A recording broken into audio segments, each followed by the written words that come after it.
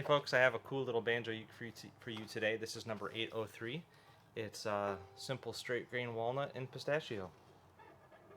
Kind of a simple basic model for me, just bread and butter. Really nice colorful piece of pistachio up here though, I really like it. The walnut is all from a local tree that I got chunks of last year, and it's small enough pieces I can make some banjo ukes from it. Yeah, fluorocarbon strings, radius fretboard, Renaissance head, geared tuners. Yeah, it's fun.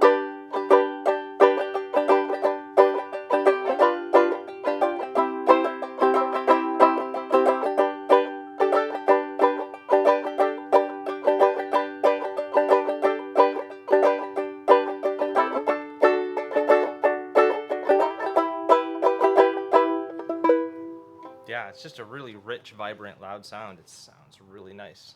Feels good in the lap. Number 803. Cheers.